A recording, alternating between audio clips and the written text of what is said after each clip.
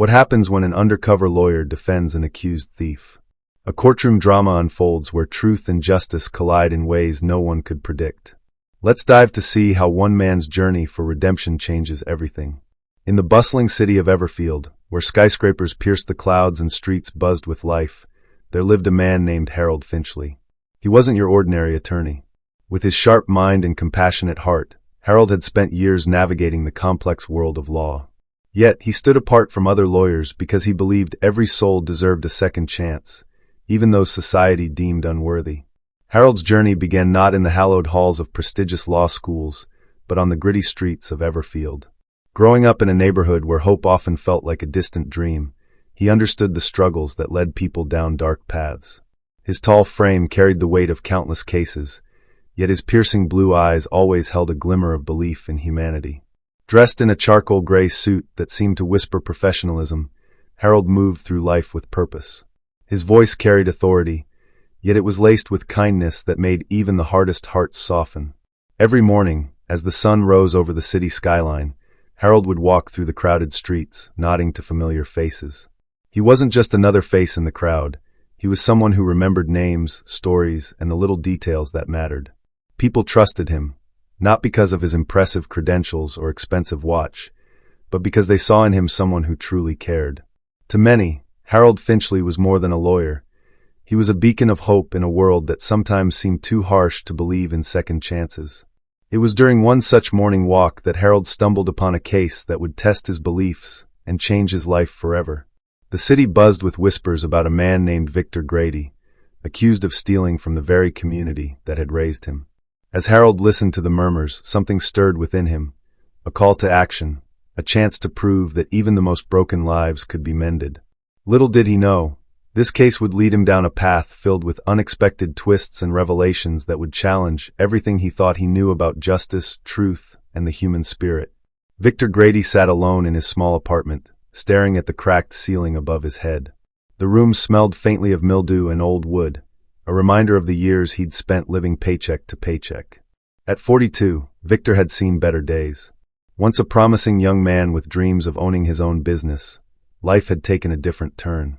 The factory where he worked for 15 years closed down 5 years ago, leaving him scrambling to make ends meet. Jobs were scarce, and each rejection letter felt like another brick in the wall that separated him from the life he once imagined. The accusation came out of nowhere, hitting him like a punch to the gut. Someone claimed he'd stolen money from the local community center, money meant for helping struggling families. The evidence against him seemed overwhelming. Security footage showing a figure matching his description, fingerprints on the cash drawer, and testimony from people who swore they'd seen him near the scene. But Victor knew he was innocent. He couldn't explain how these things happened, but deep down, he believed someone else was framing him. Sitting on the edge of his bed, Victor ran his hands through his thinning brown hair. His broad shoulders sagged under the weight of despair. For weeks, he'd tried to find a lawyer who would listen to his side of the story, but most turned him away, seeing only the evidence and not the man behind it. That was until Harold Finchley walked into his life. When Harold agreed to take his case, something shifted inside Victor. It wasn't just hope, it was faith. Faith that maybe, just maybe, there was still justice in the world. As Victor prepared for his trial, memories of his past haunted him. There was the time he helped coach the local youth basketball team, teaching kids about teamwork and perseverance. Or the countless hours he volunteered at the food pantry, giving back to the community that had supported him through tough times. These weren't just random acts of kindness, they defined who he was. Now, all of that seemed meaningless if no one believed him. Late at night, as the city slept, Victor would sit by the window, watching the streetlights flicker in the distance. He thought about his father, a man who taught him honesty was the foundation of integrity. "Son," his father used to say, "a good name is worth more than gold." Those words echoed in his mind now, louder than ever. If found guilty, Victor knew it wouldn't just ruin his reputation, it would shatter the core of who he was. And yet, despite the fear gnawing at his insides, he clung to the belief that truth would prevail. After all, wasn't that what justice was supposed to be about? Harold Finchley sat in his modest office, surrounded by stacks of files and legal documents. The clock ticked steadily on the wall, its rhythmic sound echoing through the quiet room. This wasn't just another case for Harold. Something about Victor's story resonated deeply with him, stirring memories of his own struggles growing up in Everfield's rough neighborhoods. As he reviewed the evidence against Victor, a nagging feeling settled in his gut. The pieces didn't fit quite right, the timeline was off, the witness testimonies inconsistent, and the security footage grainy enough to raise questions. Determined to uncover the truth, Harold spent countless nights poring over every detail. He visited the community center multiple times, retracing Victor's steps and talking to anyone who might have information. Each conversation revealed new layers of complexity. One maintenance worker mentioned seeing a shadowy figure near the cash register late at night, someone taller than Victor with a distinctive limp. Another employee recalled hearing raised voices coming from the storage room around the time of the alleged theft. But it was during one particular visit that Harold discovered something extraordinary. While examining the security system's control panel, he noticed irregularities in the timestamps. Cross-referencing with the building's power usage logs, Harold uncovered evidence suggesting someone had tampered with the camera's settings. This revelation sent shockwaves through his investigation. What started as a straightforward theft case was beginning to look more like a carefully orchestrated setup. Harold's determination grew stronger with each discovery. He reached out to former colleagues and friends, assembling a network of resources to help unravel the mystery. Late-night phone calls became routine as he consulted experts in digital forensics and surveillance technology. Each conversation brought new insights, painting a picture far different from the one presented in the official reports. Yet, despite mounting evidence pointing toward foul play, Harold knew he faced an uphill battle. The prosecution's case appeared solid, built on seemingly irrefutable proof. Convincing a jury would require more than just facts. It would demand storytelling, emotion, and unshakable conviction. As the trial date approached, Harold felt the weight of responsibility pressing down on him. This wasn't just about winning a case. It was about restoring faith in a system that too often failed those who needed it most. For Victor, it was everything. And for Harold, it was a chance to prove that even in the darkest corners of justice, light could still break through. The courtroom buzzed with anticipation as Harold Finchley entered, his confident stride drawing attention from everyone present. Judge Thomas Whitaker called the court to order, his authoritative voice cutting through the murmurs. The prosecutor, Robert Langston, stood opposite Harold, his polished appearance contrasting sharply with Harold's more casual demeanor. As the proceedings began, the tension in the air was palpable. Robert wasted no time presenting the prosecution's case. "Ladies and gentlemen of the jury," he began, his voice dripping with certainty, "the evidence before you is clear and undeniable. Victor Grady, a man who once claimed to serve this community, has betrayed its trust. Security footage places him at the scene of the crime. Fingerprint analysis confirms his prints on the cash drawer. Multiple witnesses place him near the community center on the night of the theft. Each point hit home, driving a wedge between Victor and his claim of innocence."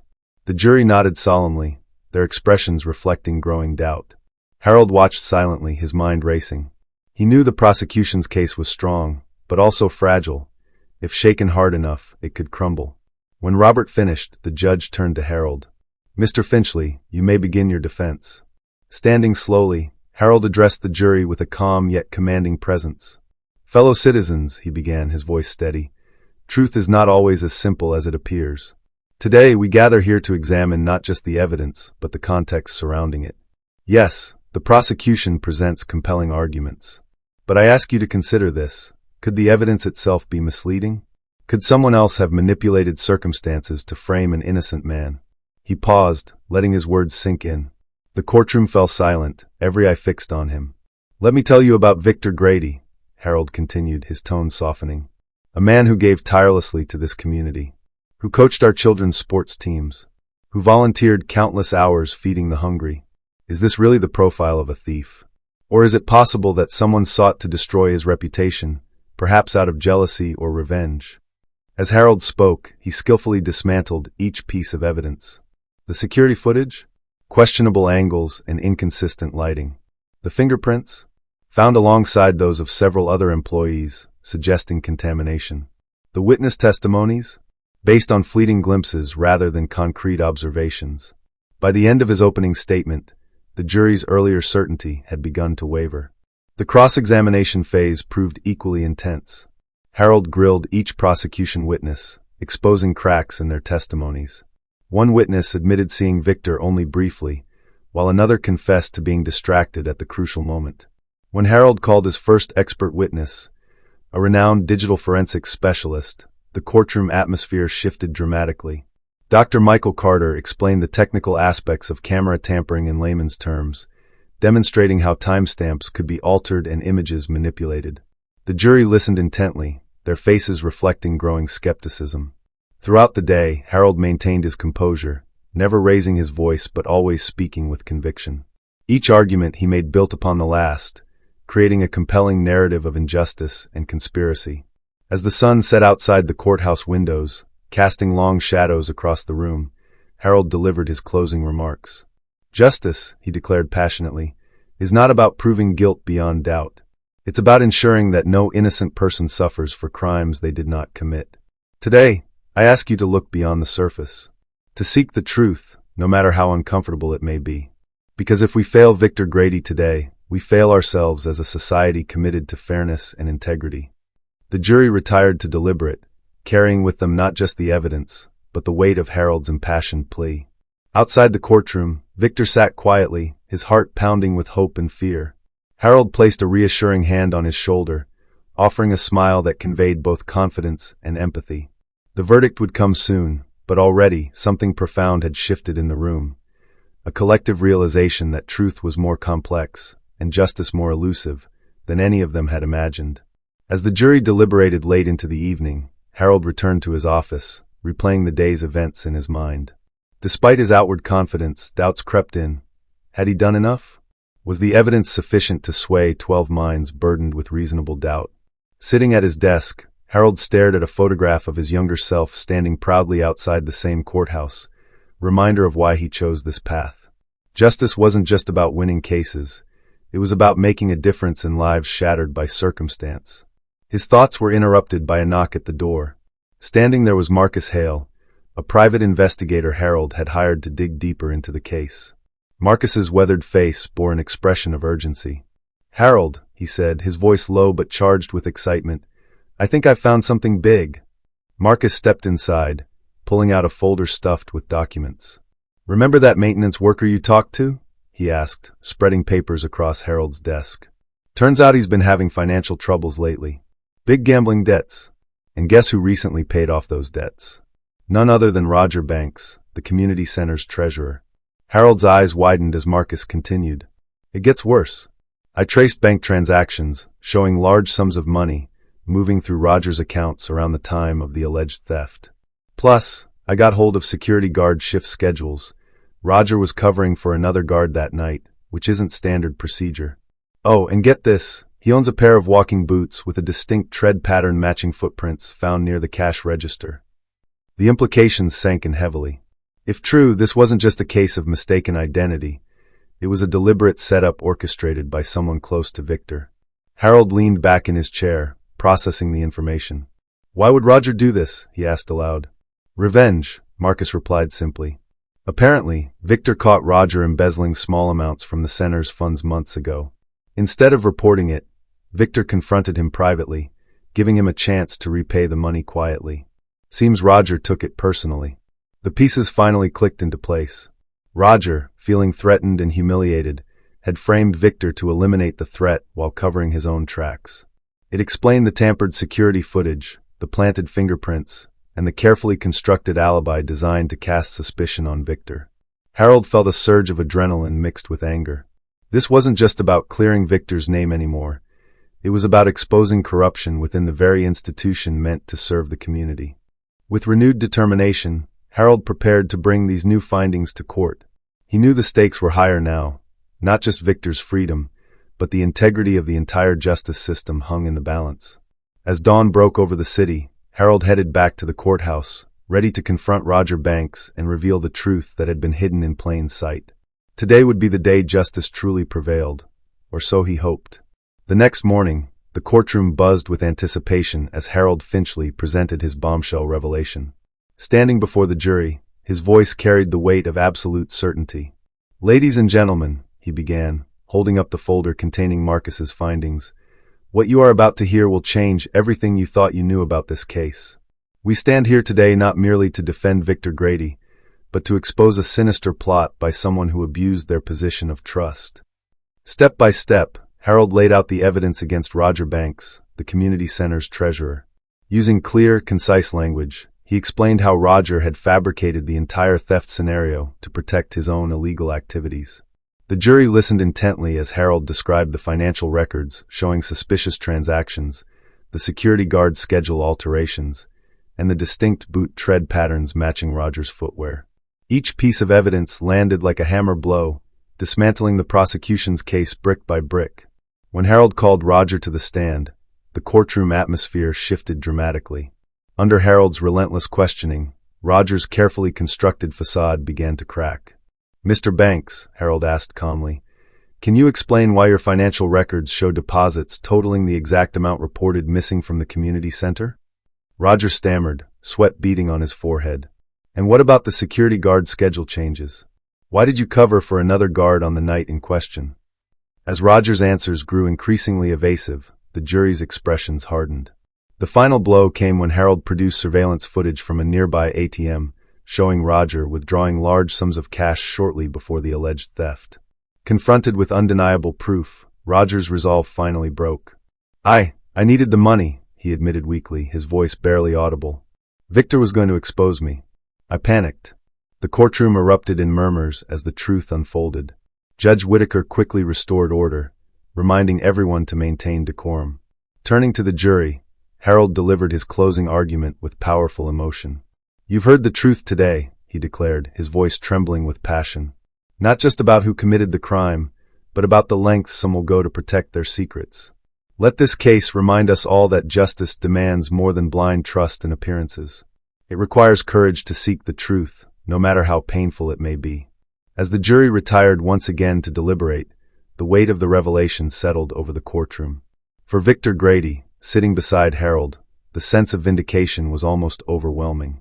Tears welled in his eyes as he realized how close he'd come to losing everything. For Harold, the victory felt bittersweet. Justice had been served, but at what cost to the community's trust in its leaders? Hours later, the jury returned with their verdict. "We find the defendant, Victor Grady, not guilty," the foreman announced, his voice firm and resolute. Cheers erupted from Victor's supporters, while Roger sat slumped in his seat, the full gravity of his actions sinking in.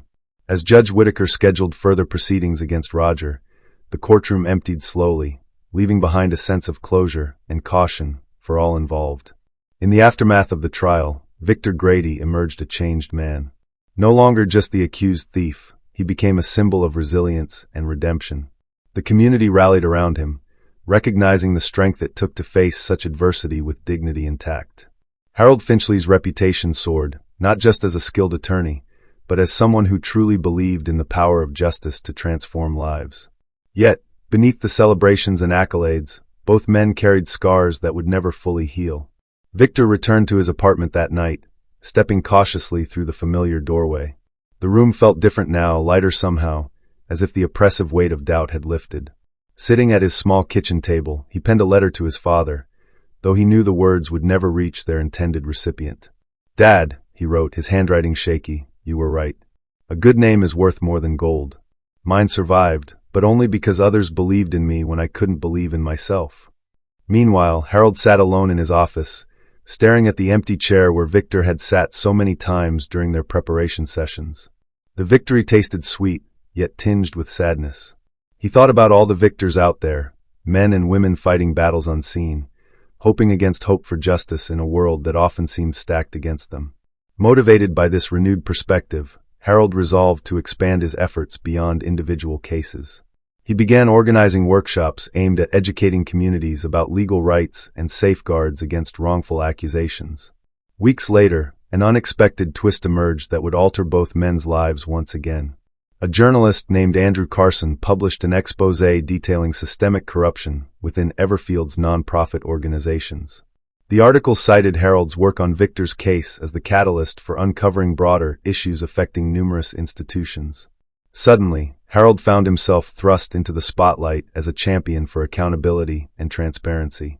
Offers poured in from national organizations seeking his expertise, tempting him to leave Everfield behind. But Harold hesitated. True, the opportunity to make a larger impact was tempting. Yet, he He couldn't forget the faces of those who relied on him, the everyday people whose lives depended on his commitment to local justice. After much reflection, Harold decided to stay, expanding his practice to include pro bono work focused specifically on defending marginalized individuals. "Justice isn't measured by headlines," he told Andrew during an interview. "It's measured by the quiet victories we achieve every day in rooms like this one." Victor, too, found new purpose in the wake of his ordeal. Inspired by Harold's dedication, he joined forces with other community members to establish a watchdog group dedicated to monitoring local organizations for ethical practices. Their efforts gained traction quickly, leading to reforms that strengthened accountability across Everfield's nonprofit sector. Though the road ahead remained challenging, Victor approached it with renewed determination. "Life doesn't give you second chances often," he often said during interviews. "When it does, you owe it to yourself and to others to make the most of them." 1 year after the trial, the two men stood together on the steps of the courthouse, watching as another accused individual walked free thanks to Harold's tireless advocacy. The sun set behind them, casting long shadows across the pavement. "You know," Victor said softly, breaking the comfortable silence between them, "they say truth sets you free, but it takes people like you to make sure it gets heard." Harold smiled, his eyes reflecting the fading light. "And people like you," he replied, "to remind us why we fight so hard." In that moment, surrounded by the echoes of past victories and future challenges, both men understood the true meaning of justice, not as an abstract concept, but as a living, breathing force powered by courage, compassion, and unyielding belief in the possibility of change. That's the story, friends. I hope you enjoyed it. It was a pleasure sharing it with you all. Don't forget to comment below and let me know where you're watching from. It's always fun to see the global reach of these stories. And if you haven't already, please hit that subscribe button for more amazing stories, tips, and tricks. Thank you for watching, and I'll see you in the next one. Bye. If you'd like to show some extra love, tap the 3 dots near the share button and send a super thanks.